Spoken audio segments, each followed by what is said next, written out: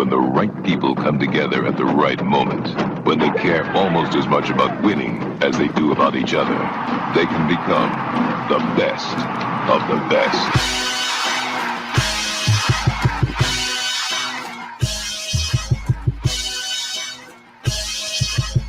Welcome to the best soccer show, the best soccer show in the whole world.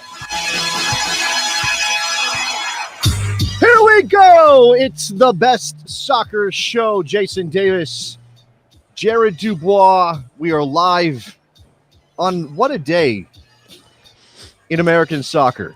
Two important, one of them kind of important, U.S. men's national team matches today. We are here with you live. We have phone lines that are open for you to give us your thoughts on the U.S. U23s missing out on the Olympics yet again, 3 times in a row. Jared, third time's a charm? I don't feel charmed right now. I feel terrible. Again. It's first of all, great to be back in an environment where there's multiple games to watch on the U.S. side after going through such a drought for about a year of not seeing a lot of, and just knowing that there's a ton more of these coming. It does make the summer easier. Our summer just got a lot more freed up than what we were thinking before. So maybe there's a silver lining in all this. But either way, we'll talk about the result. We'll talk about what went wrong. And we want to get your takes on all that. So please call in tonight. Let us know. But I was happy to have multiple fixtures on my day that had American colors on them. That was a 9 a.m. kickoff for you, right? That was early. I called it U.S. men's national team brunch out here on the East Coast. Get, right in that noon window, get yourself a mimosa. Maybe you go omelet. Maybe you go something a little bit more lunch focused. I don't know. Throw some salmon. I had a bacon sandwich. You had a bacon sandwich? Yes. It was literally bacon, butter, and bread. It's amazing. Oh, my God. My heart just skipped a beat listening you to make some you toast, say those words. Butter that toast, throw some bacon on it, you're good to go. That's a meal I feel Nick would be proud of. All right. Phone lines are open. Old Nick. As Old Nick, yes. Old, not Nicky Soup and Salad, Nicky Soup and sausage. Nicky Soup and trichlorides. 717-727-2378. We're not going to mess around here, okay? There's both those games to talk about. Clearly, people are fired up about what just happened with the U23s losing to Honduras 2-1, missing out on the Olympics yet again. Jason Christ, in the aftermath of that, saying some things that aren't going to have people too happy with. I haven't heard him, by the way. So if you've got any kind of quotes, I'd love to hear him. Or give me the take. Here's one. Let's see. Jason Christ responding to our friend Jonathan Taylor Tannewell, JTT, in terms of if he has any regrets about the decisions he made, the roster choices, game lineups, anything else, right? Because very quickly, when that roster dropped, we said, wait a second, what's going on in this midfield? How's this going to work? Do you have the right pieces? Can you play out of the back? He said, oh, yeah, I'm all ready. This is who I am as a person. I will look first and foremost myself and think back about the decisions that were made about the roster, about the form of the players that were coming in, the players that weren't here. Of course, absolutely. Anybody that knows anything about me knows that I point the finger at myself absolutely first. Having said that, it's a collective effort. It wasn't just me making those decisions, but I'm more than willing and able to take the brunt of the blame, no problem. I don't know. I mean, look, this is not a good reflection on Jason Christ's coaching abilities, is it? Yeah, Soldier Boy here says U.S. national team fans are in an uproar that American soccer media is glossing over Jason Christ's failure today. Are they glossing over? We'll talk about it. Look, I got Mike in Philly on the line. I got Al from Springfield. They're waiting, and I'll be patient, guys. I'll get to you here in a second. But this is the thing we do. And this is about the performance on the field. We can talk about the good and the bad. There's a lot of bad, but I think Jackson Euler acquitted himself well today, obviously. This is about this thing that we do as American soccer fans. If we don't succeed, if we fail at some hurdle, and obviously in the Olympic tournament, the qualifying tournament, losing to Honduras looks bad for us. First of all, respect to Honduras. They played a good game. They obviously knew how to slow the Americans down. They made it difficult. You can also say Jason Christ is to blame, roster choices, all that stuff. But it's this whole thing where we overreact to the event, claim that it speaks to dysfunction in every level of American soccer, even though, again, we know that this is not the best U23 team available to the United States if players could be released by the European clubs for this tournament. And then people say things like, there's not enough pressure. U.S. soccer media lets things slide. Nobody comes down on U.S. soccer or Jason Christ. And I'm like, look, I have seen every single person that I call a colleague. A radio show, right? I wouldn't consider myself a colleague, though. show, but I have a radio show. Oh, okay. What I'm saying is Maybe you can get Christ on it tomorrow. That'd be interesting. what people are complaining about isn't that American soccer media is not critical enough. I think we are critical enough, and I think we were when we missed the World Cup, and I think we are over this stuff. It's that it's not more. There's not more of us. That's what this is. It's like, oh, there's not more of you out there yelling, or we don't have a Stephen A. or more Taylor There's Twellman. things that I know we got callers, and we're gonna get to in a second, but there's things that you can definitely say Jason Christ's call. Jason Christ didn't make Ochoa play a bad ball out of the back. No, that was not Jason Christ. There's things that he didn't do. There's things that he has to take responsibility for, but they were not things he chose and did or anything like that. What was he going to do? Ochoa was the better keeper going into this game. I understand why he chose him instead of Marcinkowski. It was the right choice. He didn't know the guy was going to have a howler of a back pass. That's the difference in this game on the scoreboard. Sure, but you could also, and look, set piece defending and a howler at the back, and you lost. Yeah. Now, you could also say, well, they didn't create enough clear-cut opportunities. They weren't good enough. And some of that is, okay, at one point, Jesus Ferreira is dropping deep into midfield, which, by the way, is going to happen if you play him by himself as the lone forward, or lone center forward, rather. He's dropping deep, which means you don't have a thrust, you don't have a tip of the spear player, which, lets Honduras push. I mean, there's just so many things here. All right, let's get to the phone calls, because this is what it's about. It's about you guys. It's our man, Mike in Philly. Freaking Orozco Fiscal. This was not on Michael Orozco Fiscal. We might hear that tone again right now. Well, I don't know. Mike, are you that fired up? Jason freaking Christ? Are you kidding me? I feel like he's matured a little bit in the intervening years, Jared. Didn't quite have that white hot rage. The guy's got kids now. I mean, he understands rage. All right, Mike, tell us. Tell us. I mean, I'm honestly trying to figure out, blame distribution, I guess. How much of this do you put on Christ? How much do you put on just, what was essentially the C team that they had available to choose from? You'd hope Christ could get more out of these guys than he did. And, I know it's sort of natural to say this is reactionary after the loss, but, I mean, the other three games weren't great either. So, I mean, is Christ on the hot seat? Does Ernie Stewart care enough to even just fire him? Let me say something. Look at him get right to the Ernie Stewart dig. Look at him, the Philly guy, get right to the Ernie Stewart dig. No love. I will say something, because I had somebody say something too about the U23 program, and there's no U23 program. Okay, there's a U23 team every 4 years to try to qualify for the Olympics, and then if we make the Olympics, which we haven't done since 2008, there's a U23 team. That's it. Caleb Porter wasn't going to stick around with U.S. Soccer after he missed the Olympics in 2012. It was, Herzog wasn't going to. Well, Herzog was part of the program. That's true. He got that job out of being an assistant under Jurgen Klinsmann. But this was not going to be Jason Christ is holding some esteemed position in U.S. soccer if he qualifies. That's for the why Olympics. he still has a contract with Miami. This was a short-term thing. Yeah. This is an ad hoc team thrown together every 4 years. If you want to argue about whether we should have a U23 program, sure, we can do that, I guess. I mean, Mike, I got a question back from Mike. Was in charge of a U something program. U21? Yeah. Didn't we start a U21? I mean, come on, I don't know. So, Mike, here's my question for you. Is it a big deal that the U.S. isn't in the Olympics? As we as Americans, are we one of the few nations to really care about the Olympics of soccer?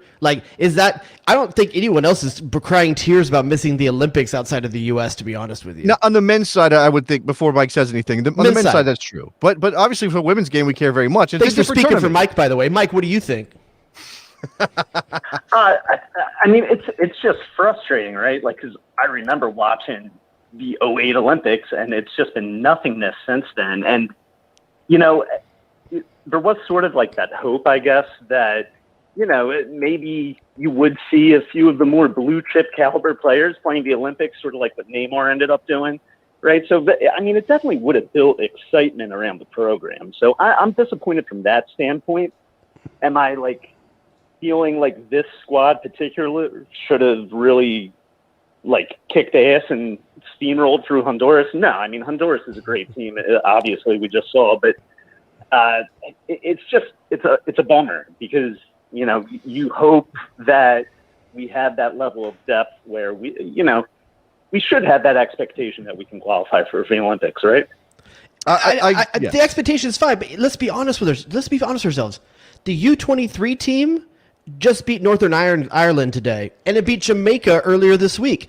If it's really about developing one of the best 23 and under teams in the world, the Olympics wasn't going to decide it for the U.S. Olympic qualifying definitely wasn't going to decide it. If you really want to judge how good our U23 team is, look at what the senior national team is doing, because I think it's pretty damn good. I think that's a fair thing to say. And yes, the distance between the team we took to the qualifying tournament and the best U23 team we could put together is different now than it was in 2012 or 2016, right? What I'm saying is those teams are maybe more reflective of the best U23 teams we could put together, although they weren't completely.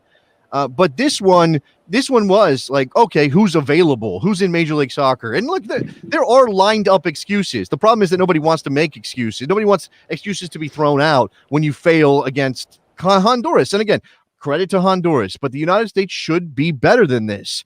And we this is what Mike was talking about. How do you separate? How do you parcel out the blame? How much of this is Jason Kreis? If Jason Kreis, Mike, I'm going to let you go because I want to get to Al from Springfield here in a second. But if Jason Kreis takes Jeremy Abobasi, who may not have been ready, by the way. I just talked to Jeremy Abobasi the other day as part of the MLS previews for the radio, and I'm not sure he was ready. I don't think he felt good. Kreis made it sound like his choice. Like Kreis chose I think not that to was take part him. of it. Now, he also didn't take Eric Williamson, who I definitely think could have helped this midfield because they lacked, you're asking Jackson Ewell to be a guy that's going to make things happen in the attacking third. I mean, look, that's a great goal, but he shouldn't have to do that, right? Like, what's going on there? All right, let's go to Al from Springfield before we eat up all these talking points. Al, go ahead. Hey, what's going on, fellas? I just want to say that, I knew that the U.S. under 23 team wasn't going to make it to the Olympics this year. This team was just, from roster, if you look at it, just wasn't that good at all. I understand Timothy Way. Is that something that, are you angry about that in light of this loss? I mean, I think that's what we're trying to figure out. Should we be angry? I'm very disappointed, and I'm almost at the point right now that the U.S. Soccer Federation shouldn't put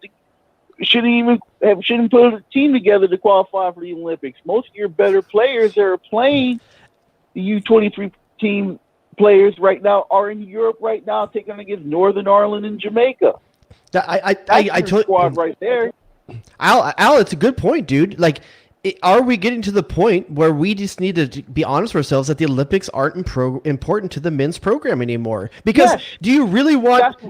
Do you want Gio Reyna and Christian Pulisic and Serginho Dest flying to those guys are talking about choosing the Olympics over the Gold Cup and other senior team experiences. They wouldn't be part of the Gold Cup. That wouldn't have been the mix if the U.S. had made the Olympics. League of Nations or whatever they're calling it. I do think, man, look, if you enter a competition, your goal should be to win the competition. You don't enter and whatever, we're fine. If we don't go, whatever. And you don't try to avoid the Olympics because it complicates things. Like, look, Neymar cries when Brazil wins a gold medal.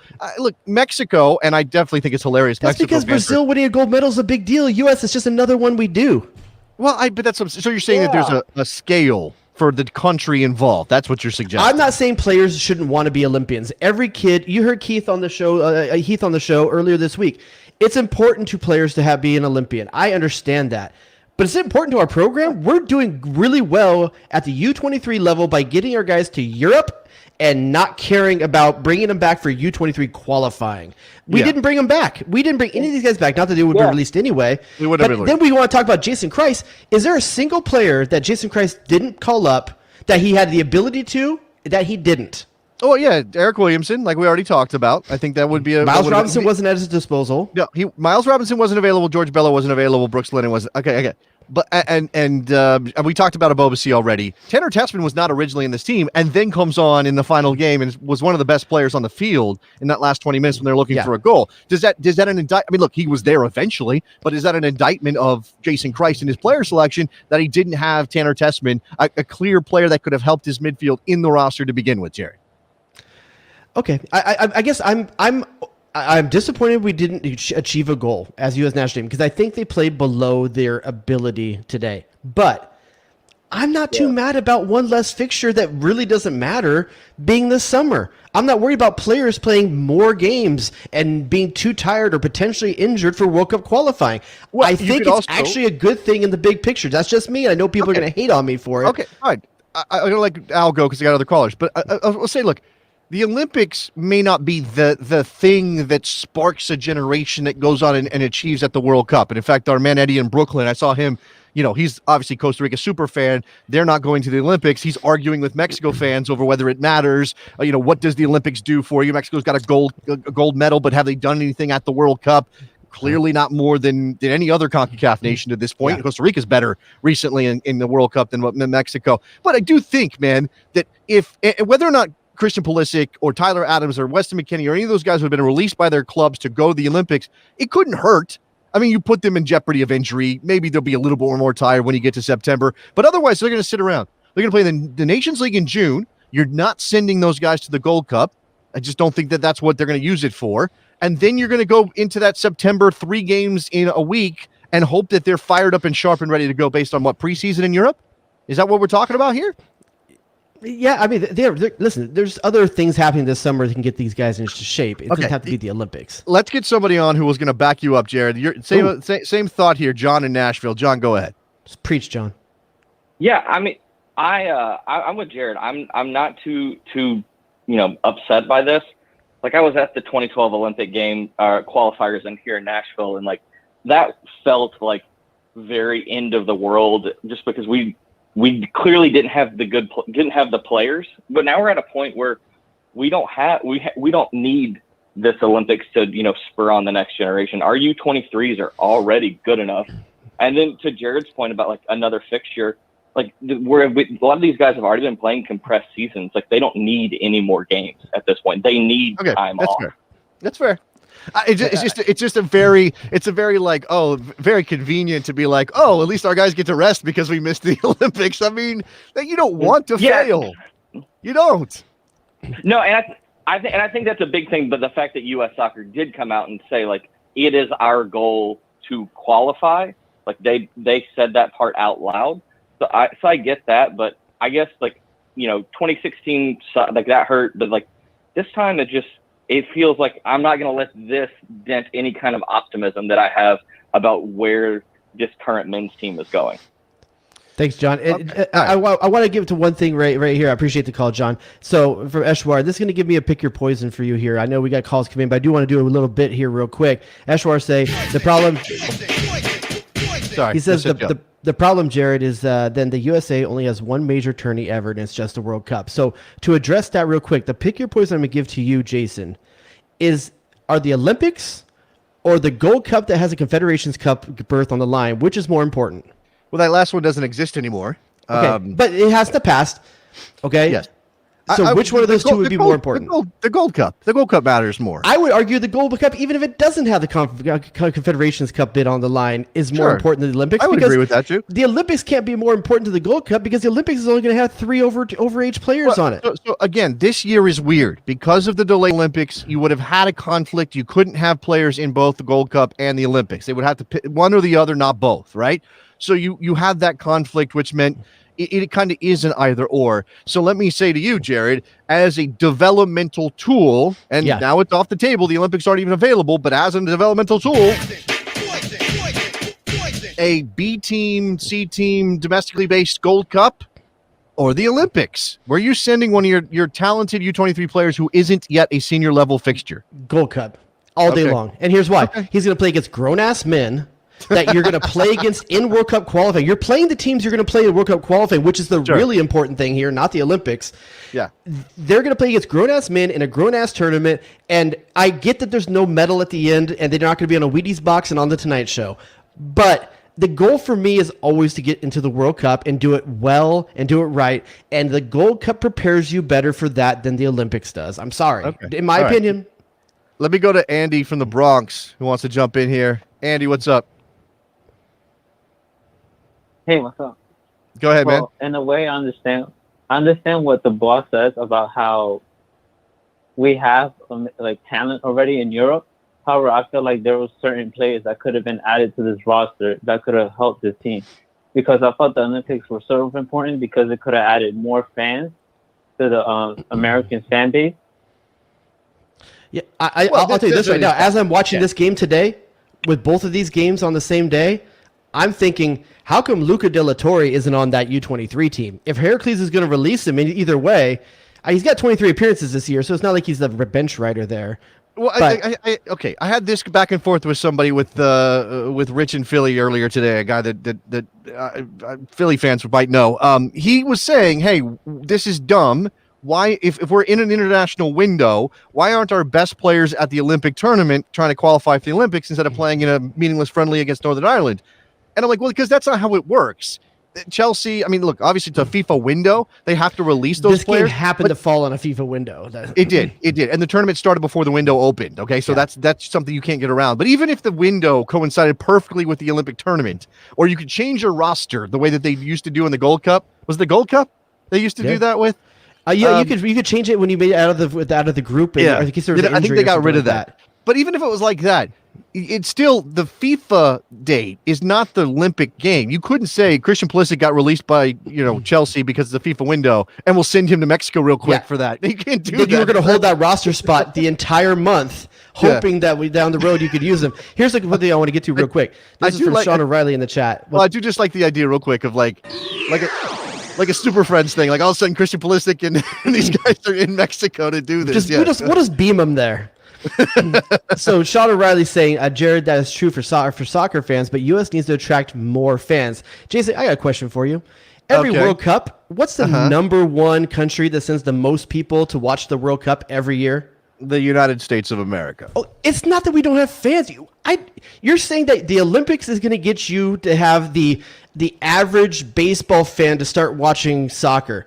I don't care. We got fans. We got plenty of fans. We got a lot of fans, and we have more now than ever before because the generation coming up cares about soccer. Well, the thing that's at play there, and Andy, I'm going to let you get one more thing in before I let you go, but hold on. The thing that's at play there is that we don't just have U.S. men's national team. They're not just USA fans, right? The soccer fans that care about the international game are also Mexico fans and Honduras fans and El Salvador fans, and, all over the world. And Jackson Yule at the Olympics was what was going to get people to watch, care about soccer. That's what we're saying.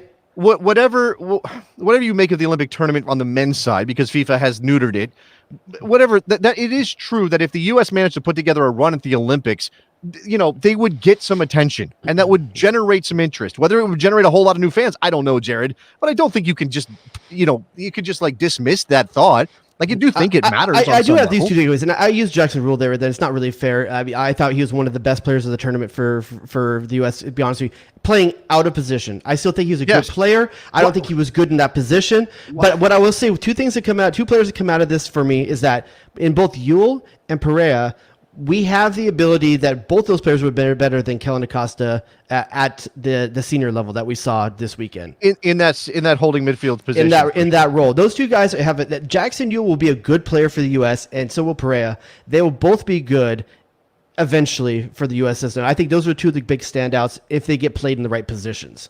Yeah. Andy, you got anything else before I let you go, man? Yeah, so two more things. So I agree. So I think the next generation after this generation in the Pulisic area might even be better. Like we saw, like Paxton Harrison has the ability to even be better than his older brother. And then I believe there was 4 players that could have been added to this roster, like Caden Clark, Frankie Amaya, Cole Bassett, and even Eric Williamson, like you stated earlier, to help that creativity and technical skill that we was lacking today. Yeah, I think that's a good shout, Andy. I appreciate the call. I'm going to let you go so I can get to these other ones. I think that's the thing that bothers me, Jared. It's not, again, this is fair to say this is a failure. If you, depending on how much you care about the Olympics, as you've already established, you're not a big fan of that tournament. You don't think it's not that important. Then you have a level, right? It's like the DEF CON situation, right? Like, oh man, we are at DEF CON 1. Oh my God, the world is ending. Shoot off the nuclear weapons because the U.S. lost in the Olympic tournament. I got news for you, soccer fans. Hey, soccer fans, if soccer was going to make a breakthrough at the Olympics, it wasn't going to be the men's team. The women's team is what's going to drive soccer. I don't care if you brought in Pulisic, Reina. it's still the women's tournament. Like, they have a better history, sure. a stature, a pedestal, everything. But it's not like a zero-sum game. Like, you could have attention on the women's team because they're going for a gold medal and that's their best team, and also be paying attention to the men's tournament and be like, damn, it's good that the Americans are here. And yes, we all know contextually it's not the same, but okay, great that we have, whoever was going to end up there. Jackson Yule probably would have ended up there. That's a good thing. That's something we can be excited about. I mean, I don't know. All right, let's go to Steve in Boston. I'm just saying, like, this is the end. The world's not ending. U.S. soccer is not a disaster, a flaming pile of whatever. But okay, we can be upset. Steve in Boston, go ahead. Hey guys, what's going on? You guys have pretty much covered. I was going to talk about the Olympics. You guys pretty much covered it, I think. But I actually honestly do think that Kreis has been overrated since he left RSL. He hasn't done anything, and I think he was a poor choice. And not bringing in Eric Williamson and Jibo was kind of, it really wasn't, that was indicative of that. But Jared, I got to disagree with you. I didn't see anything from Perea. I thought that makes me think that he could do. I mean, Kellen Acosta's not the number 6, but I didn't like what I saw from Perea at all.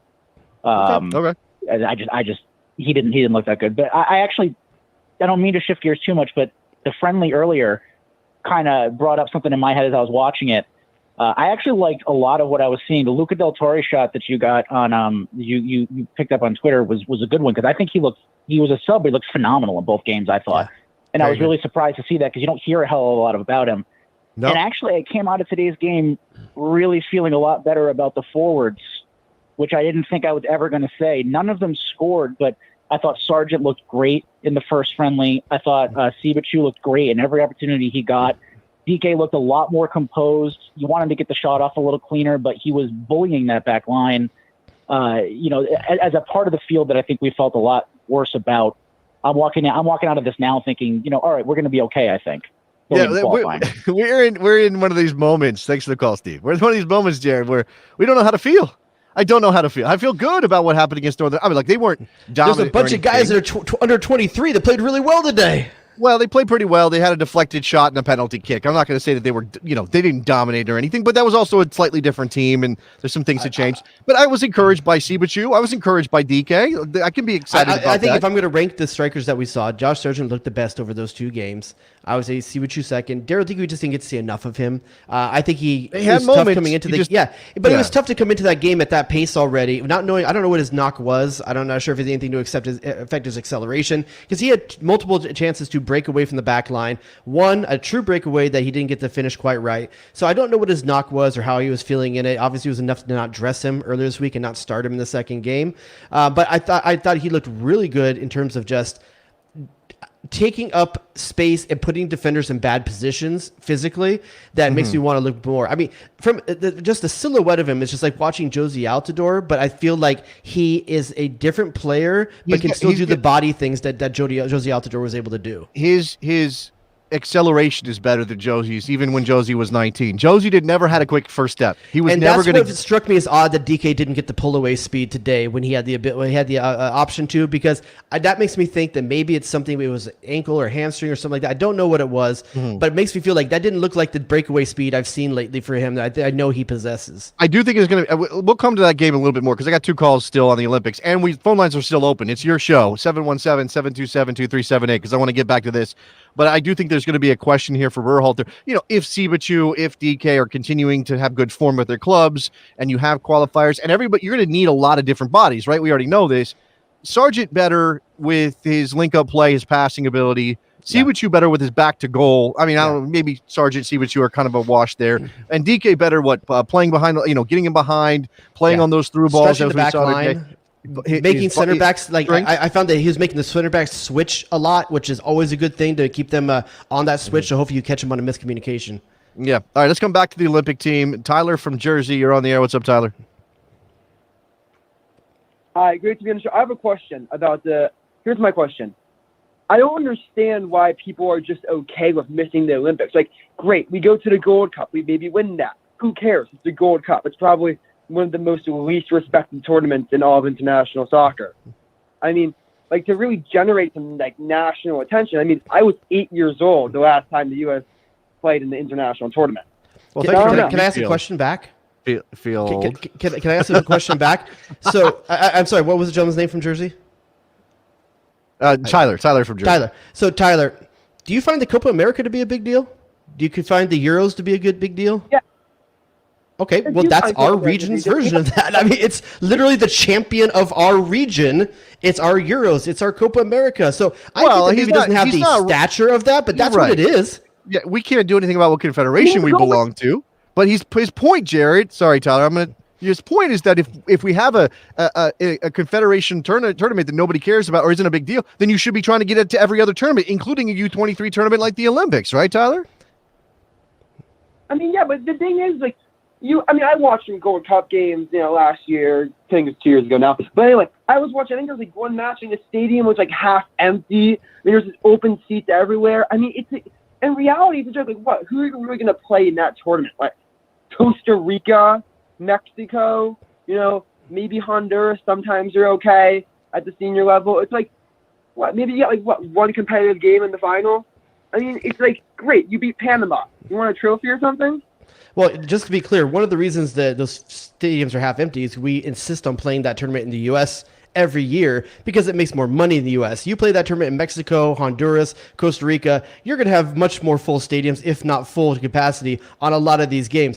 It's a money decision, not a fan-filled stadium decision. Okay, I just want to make sure we're clear on that. Yeah. Now, look, I don't see how you can view this as anything else other than a failure. Okay. Whatever you're feeling about the Olympic tournament is, you are playing in a CONCACAF tournament against teams that you will face at the senior level, that you face at the youth levels. You know these nations. You have no business losing in a game where there's something on the line. I don't care what it is. They could have said, oh, here's a tiny little trophy. It's 3 inches tall, and it says champion of the Olympic tournament, and that's all you get. And they still want to go win the damn thing, Jared. So come on. I mean, look, as you said before, you have a bad moment from David Ochoa that leads to a goal, and you failed on a set piece. Other than that, they just didn't create enough opportunity to go score the goals and win the game. They could have won the game 3-4-0 if they really, if they put it together. They didn't. What's up, Tyler? I mean, I get the point, but the reality is that, the Olympics need to be taken more seriously. I mean, we had a decent run like Copa America and stuff, but, this team could have looked like holistic death. We could have really generated some buzz around this team. Like, great, you win, here I have a question for you. When the U.S. went to the final of the Gold Cup a couple years ago, I think it was 2 years ago, did anybody, on a talk show or on the news or any local sports radio, did anybody really care? No, no, not at all. Country, if you went to an Olympic final, would people care? Yes. Probably. Yes. Okay, That's but that's point. not. I get what you're saying, Tyler. But my goal isn't to get players on cereal boxes. My goal is to get this team to win a World Cup, and a good bunch of guys under 23 getting a gold medal. That's cool and all. It's good. It helps. It helps the program for sure. I'm just not saying it helps as much as getting those guys to play against grown-ass men. Why do we want guys to go to Europe? Because we want them to be challenged, right? Are they getting challenged at the U23 level at the Olympics as they would in the Gold Cup? I don't think so. I think so. Thanks for the call, Tyler. I do think so, because you're playing a wider range of nations. You're not just playing the same CONCACAF countries you already know. You're playing against the Dutch, and you're playing against the Germans, and you're playing against Brazil, potentially. You're Mexico if they get there. And I don't even know, that game kick off already? We're going to see if Mexico gets to go back to the Olympics. Maybe Canada springs an upset. Who knows? Look, you can say, okay, it can be two things, all right? You can say that this does not mean that we're headed in a bad direction. This does not mean that our senior national team is going to be a flop in qualifying. You can say that this doesn't mean we're not going to make some noise at the World Cup next year or maybe in 2026 when all these guys will be in their prime. You can say all those things and also say it's a failure. And also say it's a failure because we had a goal and we didn't meet it. I have no problem saying it's a failure. It is a failure that we didn't qualify because I also think we had the team to be able to do it. I'm just saying it's not as big of a deal as I think people want to make it, because okay. I think a lot of people are the soccer fan in their social circle and they had something really cool to talk about this summer and now they don't have it. Well, sure, that matters too. My self-worth is tied into my national team. And look, I get to go and crow about the women's national team. I can do that, right? We still have that. Let's not act like we're not a good soccer nation when we have a U.S. women's national team that is dominant at the international level and is going to be a favorite for a gold medal. I think that matters. But by the way, what's the cereal box for U.S. soccer? Like, what's the soccer, right? Wheaties isn't a thing anymore. Like, what's the cereal box we want U.S. soccer to be on? You know, if they still have Wheaties. But no one eats. Come on, dude. No one. I don't Wheaties profile from where it was in the 60s to 2010, 2020. Sure, but that's everything. But what's the cereal box we want to be on these days? See, it would be like U.S. soccer on like some TikTok influencer's account. That's what you want. You don't want a cereal box anymore. You want like that's true. The biggest you want to see TikTok Kylie guy. Jenner at the Olympic game, like with her arm around Serginho Dest. Tell me that wouldn't be hot. Luke in Cincinnati's on the line. What's up, Luke? Hey guys. So I just have like a quick observation. I was surprised at like how gutted I was at this loss, and honestly, I just think it's because I'm very excited about like where our men's program is right now. But it's been a long time since I've had actually joy. I think it's been since the Ghana game, or actually probably it would be the game against Portugal, that I felt this sort of like almost like elation, and I miss that, and I want it back. And I'm just kind of like I'm tired of waiting. That's fair. And I just want the joy again. Yeah, if you view the women's team as very separate from the men's, and you should, right? Then you get a lot of endorphins off the women's success. But man, it'd be nice if the men did something that get me excited every now and then.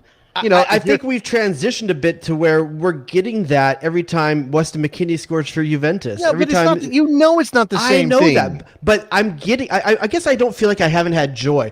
Where I was a year ago, before the pandemic, and where I thought this team was, and how we didn't have these players playing where they are now, I was in a bad place in terms of how I thought of the national team.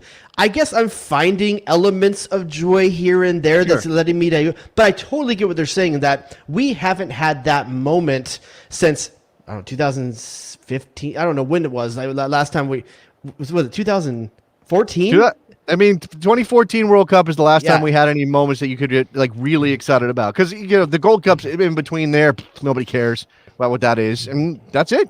Didn't go to a World Cup in 2018. Well, I disagree with that, by the way. If we win a Gold Cup, I'm excited. That's a moment of joy for me. No, but what I'm saying is it doesn't have the same juice as the Olympics. Again, I don't know. It's hard to look. It's hard. This is the problem. We're a sport that gets juice every 4 years at the net because we're not the Euros and we're not the Copa America, and we don't value our Gold Cup the way we should. We don't have that every 2 year kind of thing where we get that joy. So it's a big gap right now. And the caller's completely right in that it's been some sad times of Charlie Brown walking around here for a long time. Yeah. I'm due for some joy as well. We're just going to have to wait a little longer. There are a lot of people talking about why the Olympic tournament, wouldn't get a lot of eyeballs anyway. Jonathan saying, hey, this is, the timing of this on the other side of the world people wouldn't be watching. But I do think, again, the argument that if they reach the gold medal game or they reach the semifinals or something, then people would be paying attention over here in media that doesn't normally care about soccer. But listen, though, over under 50 gold medals for the U.S. at the next Olympics, roughly? I don't know. How many of them are on cereal boxes and talk shows? If the women's team wins the gold medal and the men's team wins the gold medal, who's on the Tonight Show? The women definitely are, but I think the men would get more love than you think. I'm just saying, there's a lot of Olympic gold medals, even if we got it, and if we couldn't qualify, do you think we were going to get a gold medal at the Olympics? No. Well, again, that team would be different than the team that went down to Mexico, you think. But regardless, you still want to be there. Otherwise, you have no shot if you don't make. Okay, Luke, you got anything else before I let you go? No, it's just like awesome to be able to be sat. I'm with you guys because it was really bad the last time around. So. Yeah. Appreciate it, Luke. Appreciate the call. All right. I got a quote here from Jason Christ before I go back to the phones. Jason Christ's final words at the presser after that loss to Honduras tonight. It's a fact of life that you lose more than you win. And it's also going to be about who gets up and moves forward the quickest. These disappointments happen in your life over and over and over again, and you have no choice but to move forward. You lose more than you win. That's the least American thing I've ever heard. I don't lose more than I win. I don't know about you, Jared. I'm out here winning all the time. It's the fact that he expects to. That's the problem here. Well, no, this is after the fact. This is like This is like what Bruce says. And Bruce is a winner. Don't get me wrong. But this is what Bruce said after missing out on the World Cup in 2018. Kind of shrugged and said, them's the breaks. And we all went, what? No. You don't get to, you're the coach of the team. You don't get to say them's the breaks, okay? You have to take responsibility. Great catchphrase for an Urkel-like character on a sitcom. Them's the breaks. Dave, American U.S. Soccer. Them's the breaks. Dave from D.C., you're on the air.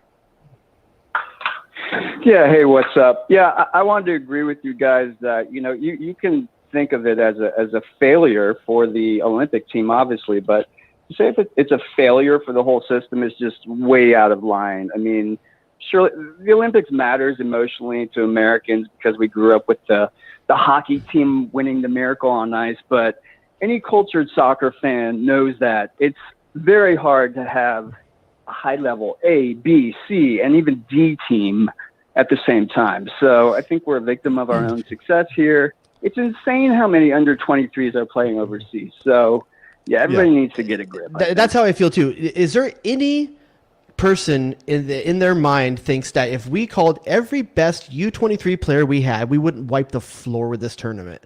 Is there any team that that we think would beat us over the course of the tournament? Okay, considering the circumstances, I don't want to presume anything. It would be the height I will. I'll do it for you. Okay, I don't know that we would wipe the floor with this Mexico team. There's some pretty talented players there, but I do only beat us 1-0 with a C team, Jason. I understand that, but I do think that when you say that, what you have to, and this is about Jason Christ. This is about how much blame do we put on Christ and the organization of the team and the tactics of the team and all of that versus the player pool and how much of this what can keep you warm at night. What can keep you warm at night is knowing that you have the best U23 team in this region. They just couldn't play this tournament. That makes me feel better about the situation. If you're looking for something tonight, you're going to hate me for this. You can say we have the best U23 team in the region, or you can simply say, which is the truth at the moment, that we have the best U23 team on paper with club affiliation. That isn't reflected in our results yet. You're not seeing. I mean, we've won the last games of like 4 goals in our national team, which is U23 players. How many of those are you actually impressed by in terms of the opponent that they beat? How many? Panama. Any of them? Okay. Honestly, you asked me. I have to say an answer. No, you don't. You can say none of them because none of those teams are world beaters. None of them are teams you're going to have to beat at the World Cup to make the quarterfinals. So there's no scoreline that you could win by that would make you feel good about the results. No, I feel good about it's pretty good in every one of those games. I feel good about the direction of the senior team. I do. I just don't want to presume that that we're on this upward trajectory with no chance of being knocked off course because there's always a chance. Here's the thing with Jackie here. U.S. team's loss is getting front page coverage. Michael Phelps gets front page coverage at the Olympics. The U.S. soccer team does not. They don't. There's going to be 2 track stars, 3 swimmers, and a gymnast that are all going to be more important to the front page than the U.S. soccer team. What you're saying is kind of self-defeating. The U.S. men's team. U.S. men's team, exactly. Yeah. Women's team's going to be on the front page. They're stars. Okay. But what you're saying is sort of self-defeating because, again, I know you don't buy the notion that the Olympics is going to blow the U.S. men's program, up in terms of popularity. But there's still incremental growth that comes from being in more tournaments and being in a visible tournament. But I think people are deluded about what the Olympic coverage of soccer is. Nobody's deluded. Okay, well, maybe they are. Maybe some people are. Maybe they're overstating that because they're frustrated with this with the loss in a game you had no business. Again, even that sounds disrespectful to Honduras. Okay. So I don't want to say that, but they should have won the game. They should have won that game. They should have not struggled. They should not have left it late. They should not need Jackson Ewell, of all people, pulling out a golazo in order to get back in that match. Obviously, Devin Jones shouldn't play that ball. Best player, worst player of the U23 tournament. Well, let me let Dave have his last say before I let him go. Dave, what else you got? Maybe I'll just disagree with you. I don't think they should have won that game. I think the better team won, and good on Honduras. So thanks for taking the call. I don't think I thought they should win. Okay. I said that. I said. Oh, okay. I apologize. He's taking issue with what I said. Now, again, you want to talk about we have the best U23 team in the region, and I'm pointing out that is on paper because it hasn't come to bear on any actual tournaments yet, and that's the same thing here. We had the best better U23 team in this game on paper, right? We should have. You think that a team of Honduran domestic players, some of them are very talented. Don't get me wrong, but I take issue with this from Patrick that we are not one of the 2 best U23 teams in CONCACAF. Well, the results say so. He's leaning on results. You're talking about a mystical team that doesn't actually exist. No, he's saying the best U23 teams, not the best U23 qualifying teams. No, I know what he's saying, but I'm that's pointing not what out. He typed. I guess maybe I misread that. No, then. I think what he's saying is that you have to look at the results, and I know what you're saying, that our talent level at the U23 eligibility zone is high, but you haven't put that team as a U23 team together. So for to go win example, some. in 1990, I think, or something like that, whenever the Dream Team came into the Olympics, we sucked at the Olympics in basketball because we couldn't bring our best players. It was to do harder. It was harder. Okay, but we didn't suck. But did we have the best under 23 basketball players? Yeah, we did. They're in the NBA though. but that's okay. Well, that's what we're doing. That's what's going on here. We should be happy that our players we have Magic Johnson in the NBA. No, look, it is definitely better to miss the Olympics and have a player at Barcelona and Chelsea and Borussia Dortmund. That's all I'm talking about, man. Let's have some perspective. That's all I'm saying tonight to make people feel better. Okay, Alex in Greenville. I want your perspective, Alex. Go ahead. Oh, hey, guys. Thank you for taking my call. Now, just my big thing is especially the way that we lost, because I feel like I've seen that game 1,000 times over. Fair. I mean, at the end of the day, that the biggest thing that's getting under my skin, and I hear both of y'all's points that, okay, yeah, well, we didn't put our A team out there. We do have a really good young squad on paper. Yeah. I'm just getting to a point where I'm fed up with excuses because we have legitimate ones, but I'm tired of excuses of, CONCACAF Champions League. Well, MLS teams are just getting started. Oh, well, this wasn't our best team, so that's why we lost. I want results. It's like Mike Singletary. I want winners. I know this isn't our best team, but I'm just sick of the way the game went. Okay, it was 2 fluky goals, yes, and on top of everything else. But did it really feel like Honduras did not deserve the win? No, it wasn't like we hit the post 10 times. Their goalkeeper stood on their head, and you just tip your cap and say, okay, well, he had a great day. Moving on. We just didn't do anything special, and that's what's most frustrating is that I feel like I've seen this result 1,000 times over, and I'm kind of a little bit, just a tiny bit. I know it's different players. I'm just a tiny bit worried that we might see this in World Cup qualifying, where think back. I know I'm switching a little bit, but a couple of days ago, a guy like Reggie Cannon was getting smoked by Jamaica. What happens when that's Leon Bailey out there? Okay, I appreciate the phone call. I think that's one of the most sane takes today, and that's the best defense I've heard for how to feel tonight, because he's right. There's always an excuse about why we can't get to certain levels and get certain things done. And I also agree with him as I've watched that game 20, 30 times before. I've watched that game. I've seen that game. And if people are being honest with ourselves, that's the American tradition of soccer. And that's what we have to overcome. This is what's hard to fathom as a fan, right? And look, these are tournaments that happen every 3-4 years, whatever it is. There are franchises in American sports. For a long time it was the Cubs. It was obviously the Red Sox. The different teams where something would go wrong at the last minute every single time, and you couldn't figure out why. Like, are we cosmically just screwed? Is there some entity out there doesn't like us? We're whatever. Why does this keep happening to us?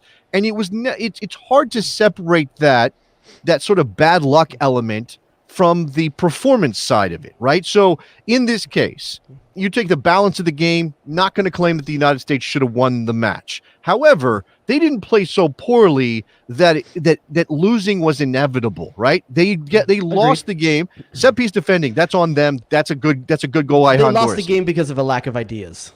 But David Ochoa passing the ball in, doing that and getting it put back in his own net. That's Sean Johnson all over again. But how do you explain that as a pattern of events? Like, is that something like American soccer sucks because this keeps happening? I'll tell you how you explain it. Because the U.S. doesn't have enough ideas and take advantage of chances where one goal doesn't separate them from their competition. So so you're saying it's on the other end of the field, right? I honestly feel that in this tournament, In this A lack of tournament, what was apparent was the lack of creative ideas and movement up front. Defensively, I think this team was actually pretty good because you have Jackson Pereira in the middle and because you have really good center backs. Kessler is one of the top standouts for me in this tournament. I thought the center backs were good all tournament. I thought the goalkeeping was good all tournament till this game. And I thought the midfield defensively was good all tournament. It's everything at the top of the Christmas tree is wrong. Right, but that's the thing, that Christ sacrificed anything going forward out of his midfield by playing that midfield. I think he was short-sighted not to play Soto more in this tournament. Okay. I mean, maybe. The Ferreira thing only works if you're actually going to combine with him. If you're not combining with him, what's the point of dropping him down instead of having Soto in there stretching the defense? Because what I saw more often than not is guys too close together and not being able to do these little 5-foot passes because there's too much traffic around him. You need to have a player pushing that back line, opening up space for these guys to actually create. And that didn't happen, especially in this game. Yeah, things did get bogged down at the top of the top of the box, and so a lot of this was game state. The United States was pretty dominant with the ball, and actually did manage to create some things. Aaron Herrera had a couple of balls that probably should get finished. Yeah. So it's again, and there's some horrible passing in this game. There was passing across the board, and again, it's a limited time to get together, and it's not the best team you could possibly play, and it's at 5,000 feet in 90-degree weather in Guadalajara, and I don't know. Here's the take I want to cover from our boys, Steve, and he says you explained the Ochoa situation by saying that the program top down is so obsessed with playing it out of the back that Ochoa is working against his own instincts and made a terrible mistake. He had two better options. Okay, he had two better options to play out of the back. Let me say why this is important. First of all, he's right. Secondly, the reason why you do it is so he makes this mistake at the U23 level, so he learns from it and he becomes a better decision maker. Well, it's U23. It's we don't have programs still. We don't have enough show. Yes, they were committed. And we to are playing a style that we haven't. Greg Berhalter is making them play out of the back, something we haven't done the entire history of the U.S. national team. You're going to mess up sometimes. Right. So this, and again, we don't have enough show to sort of litigate whether this is the right approach. Now, there's this right and wrong, good and evil, the rebels versus the empire kind of mentality about how you play soccer. What's the right way to play soccer, Jared? And we have come to a place as a soccer society where 4-3-3 from the back. I know the answer. If you don't play out the 4-3-3 less so, but if you don't play out of the back, well, then you are not playing soccer, right? You are ugly and untalented and unskilled, and it's your men are brutish, right? You got oven mitts and you're trying to open up a doorknob. That's the way that we talk about it. But let's remember back about a year and a half ago at the Gold Cup. Do you remember you and I pulling out our hair at how Zach Steffen couldn't pass the ball out of the back, and we kept giving the ball away in possession in our 18-yard box over and over, and we were pissed that Greg Berhalter was making him pay for the back when he should just be booting up the field because he can't do it yet.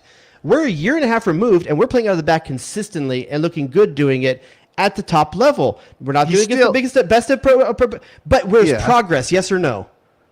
I would say yes, there's progress. I still think Zach Steffen Everyone starts somewhere, and this just might be where Ochoa is starting on this. Okay. If this can become something that resonates through time and makes us a better country and gets us closer to winning a World Cup, then okay, yes. But that's really hard to measure. We cannot know that, right? And so there's this balancing in our head. All right, are we doing something that's going to make us better as a soccer country in the long run in the men's side? Maybe. We can't see those results yet. But are we also doing something that makes it more difficult for us to qualify for a tournament that is happening this summer? That, man, it would be really good for our players to be in, that we could watch on television. Yes, super early in the morning. I still didn't get. We wanted to cover some other stuff, but real quick, I wanted to get your best player, most standout player, and one to at least hurt their best and worst from this. One player each. Okay. My standout player for the whole tournament? Yeah, U.S. I don't think he was good today. Obviously, he's carrying a knock, but I'll say Dotson. I'll take Hassani Dotson. I'm going to go Kessler. I thought Kessler was really good. I think he's just, since the playoffs last year, that kid is one of the best center back prospects I've seen in a while. I would definitely take Kessler on that. For me, on the downside, man, Saucedo for me. I could do with not seeing him again. That he was subbed on in this game, right? At what point where I'm like, he was brought in, and I think he tried to draw a penalty at one point. Yeah, look, I Saucedo was not great. I will say I will say that Andres Perea did not impress me at any point in this tournament. And maybe it's unfair today because I'm sort of judging him against Yunus Musa. Who Yunus Musa makes me feel things, Jared. When I watch Yunus Musa take the ball from inside his own half and dribble six defenders, hold on. They're being asked to do two different things, though.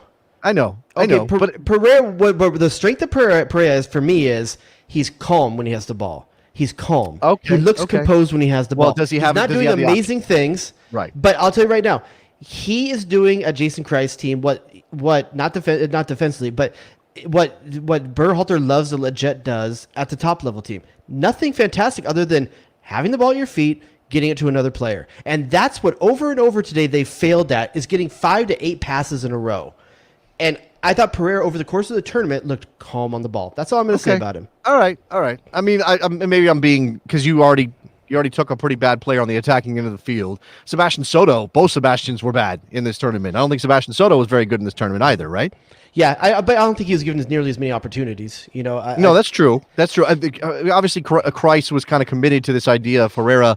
And this, you call it a false. That's the problem. You play 3 small guys, all that have like speed and want to do fine technical things in there. You're playing against CONCACAF teams that are going to muck it up, dude. You got to have someone that's going to bruise a little bit. Okay, I'm probably being harsh on Perea, but I just didn't like the way that midfield operated. Period. And it's not as though Yule was excellent all tournament long. Blame that on Christ all day long. I know there's been things I have said not as Christ's fault. Playing 2 to 3, if Johnny's in there, 3 holding defensive-minded midfielders is not the future. It's not. Yeah. No, it's not an empty bucket. It's an empty trough. It's like an extra long. You got Luca De La Torre sitting in Europe on the bench for the other team. That guy could have made a difference in this tournament. I don't know that he would have been released. He is playing games at Hercules. It's not like he's not playing games. He might. I don't know that he tried either. Maybe they tried. I don't know. I do have 2 phone calls we can squeeze in here. Ray's been very patient. Ray in Milwaukee. What's up, Ray? Yeah, Jared wanted to know what box you want to be on. Did you guys ever see that John Belushi's skit of him being in the Olympic and eating the mini chocolate donuts? I saw someone in the chat say that. That's actually a pretty good one. Yeah. Cookie Crisp is the answer. There you go. What else you got?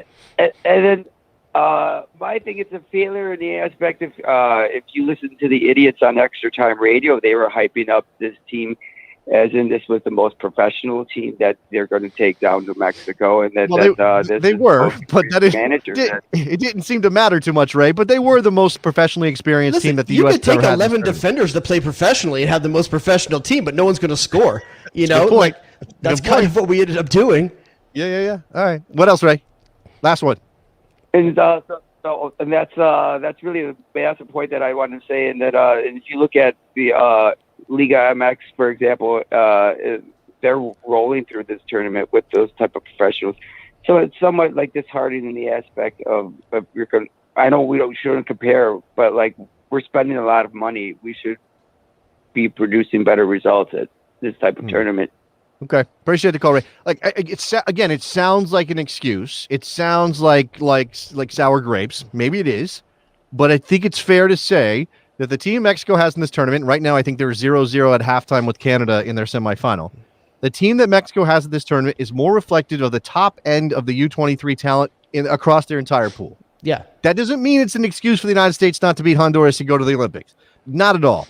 Just want to say that when we're talking about Mexico, where the U.S. This team was good enough to beat Honduras. This team was good enough. The results on the field, they're reflective of your ability to manage the game, perform in those moments, rise to the occasion, your coaching, your tactics. That's all true. And that's where we are failing. And somebody earlier, we didn't even get to it, said, should we be worried about coaching in the United States? Because, look, here's one of our, I'm not going to say his best coaches. Jason Christ has not had a great last 5-6 years, but should we worry about coaching? Maybe. I mean, Jesse Marsh is doing fine. I don't know. Maybe we should. But the other thing that I feel Berhalter's doing a decent job. I hate the fact that I like Berhalter right now. But we don't know anything yet until we get to September. No, okay? What I do know is that I like the way he approached Efrain Alvarez. I like the way that he was able to get Yusuf Musa to commit to this team, that he's got a community of players playing together on and off the field, just communicate. There's things he's doing that are good, and it's hard for me because I want to hate him. I'm used to hating the coach of my team. Okay. And he's making the Grinch's heart grow a couple sizes. Look, I have a grudging respect for Greg Berhalter at this point, but I definitely need to see what happens in September. Aside from the fact there's too many G's in his name. There's a lot of G's happening. I don't know why there's so many The G's there. G-Funk era. Do you think? Is that what that? That's not why I got that's that. Gio. Who was good today? Okay, Who was but I'm good still today? gonna, okay. Here's a hot take for me. Brendan Aronson right now played better than both Pulisic or Gio in any of these two games. Well, okay. Brendan Aronson was a substitute. He was a substitute in both games. I think you have to take that into consideration. Brendan coming in Aronson at a looked the different best point. out of any of those. Brendan three. Aronson is fun. I really That like dude's watching fire him play. right now, and he's playing with confidence. Yeah. There's a lot. Today There's was a conversation. There's a conversation to be had about who's the starter there. Really, you think so? Between Gio and him, yeah, I think there is. I don't know that Pulisic is in that conversation right now, but I think there's a conversation about whether it's Gio or Brendan. Again, against a weaker Northern Ireland team than they could have fielded. That was not their best team, and we should keep that in mind. They had a semi-pro player from the Northern Ireland League on the field today. Just keep that in mind. Christian Pulisic played the way you want him to play, right? He was aggressive. He played two different roles today. There was a while where he was playing on the left like he normally does. In the second half, he played way more centrally. Yeah. What didn't work, though, is you make an entire formation change to get more out of Serginho Dest, and it did not work. No, we haven't even talked about the word three center backs yet. We haven't said that phrase all night yet tonight. Well, so today was so experimental. I almost wanted. I'm glad they won the game. Keep that 8-0-1 run, whatever. The ugliest thing on the field wasn't the formation; it was the man bun on Tim Breen's head. It's like toss the whole damn thing out, because three center backs with Tim Ream and Matt Miazga, and everybody's bitching about them playing out of the back with that group. Why do you keep doing that? And Morgan, saw Morgan on Twitter. Shout out to Morgan. She was like, why are you playing this way when you don't have the players? Tim Ream's actually pretty good on the ball, but he's not the athlete he used to be. I get having other national teams see a different formation because maybe you'll do it. And he ain't doing this again. But and also, I understand making some lineup changes to try to make Serginho Dest, which I told you midweek, I think is the best offensive option we have right now, or the most dangerous offensive option we have right now. I understand making a change and experimenting to see if you can make him work. But all it ended up doing is the back three didn't have a fourth person to swing to, and you could tell that made them very uncomfortable distributing out of the back, not having that fourth option. And then going forward, how many times did you see guys on top of guys? There's one more guy going forward and not enough space to do it. They have to stretch the field if they're going to do that. Otherwise, these guys are all on top of each other, and the passing lanes are too tight. All right, I want to get one more call in because he's been patient and he's a big supporter of the show. Frank in the OC. Frank, first of all, how's the relationship? Everything good on the home front? Heck no. There were 2 games today. Dude, okay, I've been in trouble, but I'm not going to get into it, okay? Okay. I know there's like a few minutes 2 left. games and a best soccer show. Okay. I know, right? Yeah. He's giving his whole life to soccer today. What else you got? You're our MVP, Frank. That's right. Well, I mean, I only preach what Jason says on the show about watching more soccer than relationships, but that's beside the point. Yeah, on the radio show, there's a thing. Yeah, go ahead. So, anyways, of course, I'm disappointed, but honestly,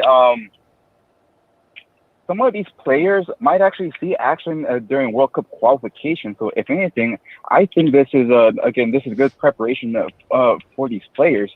Now that they've gotten like a little taste of Mexico, now like they can expect what's to come in like the Caribbean, South America, Central America. Mm-hmm. I'll take that as a plus. Okay. So as a conversation for the silver lining. Yeah. Go ahead, Frank. Go ahead, Jared. Okay. Yeah. What I was thinking is that there is a conversation to be had that Frank brings up here. What players, if you're going to pick 4 players from this team, who is going to get a World Cup qualifying minute out of these 2? Is, if any, what players can you see getting at least 1 World Cup qualifying minute from this U23 team? At least 1? Yeah. 1 minute? Yeah, they feature. Jackson Yule's going to get That's my number minute. 1. Let's see. I think that maybe not a minute, but on the roster, I'll say Marcinkowski or Ochoa could potentially make the third keeper. Jason, Marcinkowski has been the third keeper. They're not going to play. I thought you meant that's why I changed the rules for the goalkeeper position. I said it out loud. I said it out loud to you. Okay. Berhalter likes Jonathan Lewis, who was not good today. He's probably going to get at least a minute Berhalter somewhere. likes Ferreira.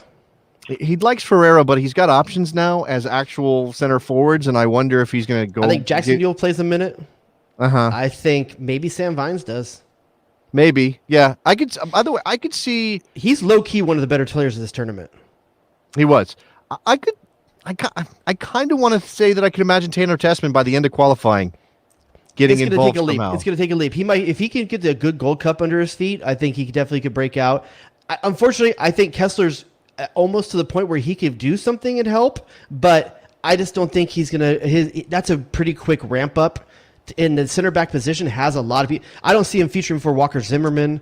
I don't see him featuring for Aaron Long. There's other MLS guys right now. There's also the Atlanta guys that we're not even talking about right now. Well, I do think that, and it's not just about this, but I do think that as long as Henry Kessler is a second-year pro in Major League Soccer, he's probably hold not on. Can I deal with the fanboys for a second? I'm not saying Sam Vines is absolutely not better than Anthony Robinson. That's not the conversation we're having. Hey, don't argue against the straw man. But listen, we're having a conversation about there's going to be times where you may have to feature your third left back this qualifying cycle. There's 3 games in 10 days sometimes. You're going to have to pick your You're moments. going to have to have a bunch of depth. Sam Vines may end up getting some minutes in this thing. And it's not about him being better than Anthony Robinson. Not. Frank, I'm going to let you go because we need to wrap the show up. If you, I don't want to make it about this just this, but the left back depth. It's Serginho Dest, provided you feel good about Reggie Cannon on the other side. Although you could also go with Ryan Reynolds, made his debut today. Congratulations to him. Who knows? Looks good, but he's still very raw. Yandre Yedlin can play his way back in. That's an option at right back. Am I missing anybody else at right back? I mean, Aaron Herrera's not ready. You said Yedlin. I'm sorry. Right? Okay. Yeah, I said Yedlin. So I'm just saying, Serginho Dest is your option at left back. Araujo's too far down. He's not even featured with U23 then when the game counted. And left back, Anthony Robinson can obviously start, and they can switch Dest over, and then it's probably Sam Vines. Then it's Sam Vines. It's literally, in terms of actual true left backs, there's 2. Mm-hmm. I mean, are you Jonathan? What am I forgetting? The gentleman that used to be in Montreal.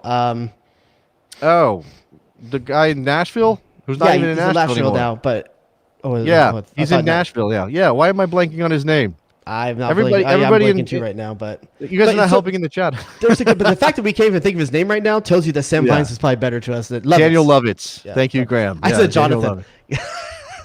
Well, but this is why it was disappointing not to have George Bello. Although George Bello could develop into something in Atlanta, and by the end of the qualifying cycle, be ready to maybe step in. You only take it. Look, okay, now you need more than 2. Don't get me wrong, but I don't know. In a normal situation, we're only talking about how much left back depth do you really need? Do you need to go 3 deep, 4 deep at left back? Usually, if we have 2, we're good. So I don't know. But we're not confident in any true left back right now. We're playing a right back there. No, that we are, but only because he's that good, right? Which is, not, it's kind of like, well, if you have LeBron James, is he your best power forward and your best shooting guard? And here's a talking point for all the people that like talking points after the first game. Look how dangerous Serginho Dest was on the left in the first game, and then you play him in his natural. You change your whole formation to play him in his natural position where Barcelona plays him, and he looked like trash. Not necessarily because of him. I think it was more about the team. It turns out, did you know that the U.S. men's national team does not have a Lionel Messi in it? Did you know that? I don't know if you were aware. We have a 10. I saw a guy's name jersey had 10 on it. Turns out we don't have Lionel Messi and I know we play pretty messy a lot of the time. All right, let's get closer to wrapping this thing up. We spent a little time on the U.S. senior team. Obviously, the Olympic team failure is the big story of the day. We have a legacy on this show. It's been a long time since we actually talked about it, but we do have a legacy on this show of talking about Archer. It's been a major part of us, and we have to recognize that Jessica Walter passed away at the age of 18. Mallory Archer, of course, and did a lot of other things. Was Mrs. in Bluth, Mama Bluth. Mrs. Bluth, Arrested Development, and incredible actress. Just want to mention her passing. We usually go at this point to ratings and reviews, but Nikki Soup and Sausage is laid back. So I'm going to guess there's nothing there. Yeah, the position that Nick is in, it looks like he just had 3 plates of Skyline chili and he's done for the night. The dude had to screen a lot of phones tonight. Nah, I did a great job. Yeah, thank you guys for calling in. This is what we love about this program is that we get you guys on the air. And you don't have to be an expert to call in. Just have an opinion, man. It's a fun place to be. Look, if you ever heard sports talk radio, you know that like expertise is not a prerequisite for calling in and talking about. No, but they know. Be a These people, bestie. this is the best thing about American soccer fans is we do know our shit, Jerry. Yeah. We know. We understand it. We've We may have felt different pain. opinion. We've been there before. We've experienced. I love that. hard now because I had so much love lost and pain as a would teenager. Would you go for like relationship advice? Would you go to the person who's had one relationship and it's a good one and they've been married for 15 years? Or do you go to the person I who always think it's weird when people go to like their priest for marital advice in the Catholic Church. Like that dude knows. No. Yeah, if she ain't getting there praying at the answer, you need to learn how to work the button. Give me the person who has had like 4 toxic relationships and 3 bad breakups, and then found the one and is happy. Give me that person. When someone made their 4th marriage last. That's what I'm saying. Experience matters. It's like General Patton. That dude's seen some shit. You know, like that's why it makes him a good general. He's been in the trenches. All right. Problematic, General Patton. Loved that guy when I was a kid. Not so much now, if you learn about him. Yeah, I know. All right, It's the one that came off my dome. They got some stuff to do. Look, no ratings and reviews to pass along this week, but that means jump in there, go to Apple Podcasts or whatever, leave us a rating and a review. We will get them in on the show. We'll share all of that. We have some extra content at patreon.com/thebestsoccershow, bonus show, meetups, Zoom meetups, poker games. There's Old Dad FC gear coming. We're working on it right now. We got threads talking about suggestions for mottos and jersey looks. Yeah. If you think if you have an idea for the motto for Old Dad FC, definitely hit us up with it. The Slack over there, the besties on the Patreon is definitely bubbling around all of that. I mean, all kinds of stuff happening over there. People are just. I love the variety of conversations that are happening. And I need to apologize for my absence this week, guys. Sorry, I was on vacation. My bad. Yeah. Patreon.com/thebestsoccershow. Social media, follow us all over the place. What else? Is that it? I think that's probably it, right? Man, you guys Hit that did subscribe button. Yes, subscribe on YouTube. Even if you're not watching the show live, if you're listening to this after the fact via a podcast, hit subscribe anyway, and you'll know when we're live. Maybe you'll happen to be if ready. you click the bell right next to it, you'll be notified when we go live. If you ever thought, man, I wish I knew when they're going live so I could call in, hit the bell. You'll get a notice on your phone. And look, we're recruiting people to be part of our feud with Andrew Wiebe, which we've decided to call it Wee Beef. Wee Beef. We got Wee Beef with him. Yeah, we're gonna have like a compliment off with Andrew. Damn, that dude's kids are cute though. You should get Thiago beef. You should get Thiago beef with his kids. His kids are pretty cute though, man. I would put my kids up against anybody's plus, they're like, kids. aren't they in Brooklyn? They're gonna have so much more access to clothing. No. They went to the West Coast now, huh? No, they moved to Kansas. Moved back to his native. He moved back to Kansas. Okay, now you got a chance because when he had those Brooklyn threads on the kids. Sorry, bud. All right. Yeah, no, Thiago's. People can't even spell your kid's name right, dude. Thiago is cute, man. You can't. If you follow me on Instagram, you know how cute Thiago is. Thiago's cute, but Taigo isn't as cute. Yeah, I don't know. I showed it last week, right? Didn't I already do that? So, yeah, there it is. There's my tie. I can't get the shirt to actually unfurl right. The Taigo shirt, the Taigo. San Diego Loyal. Shout out to San Diego Loyal. Love Maybe you guys. that's like his Brazilian name. You know how they all go by one name that's slightly different than their real one? Thiago is his Brazilian name. What are you talking about? No, okay, but listen, Ronaldinho's Brazilian. He had, but like he also had like Robinho. You got all these guys that like they can go by something slightly different than their real Brazilian name. No, I realize that, but there are plenty of players now who are using their actual names. They just happen to also be their Brazilian football That nickname. doesn't have to be Thiago's path. He can be Taigo. He can be Taigo. He is so in with my wife, who's obviously a native Spanish speaker. He's also Tiaguito. So that's like diminutive Tiago. So Tiaguito. Can you get a might marker be and change that to that? No, this the A and the I are still in the wrong spot. Dang All right. it. That's going to do it for us. Thank you very much for listening and participating. We'll be back next Sunday with a live show, but also make sure you check out the midweek show. That's From the Stands, interviews with some smart soccer people. And Jared also comes by, does some talking. He says things. Every once in a while. All right. We're out of here. Talk to you guys next week. Bye.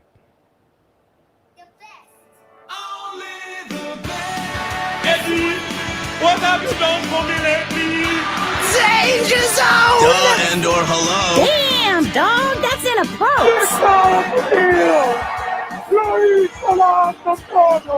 You shut your mouth when you're talking to me.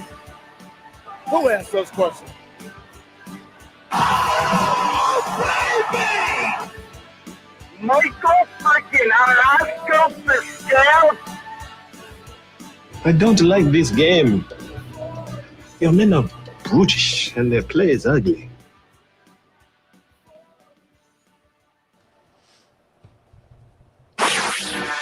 Jay Rodius.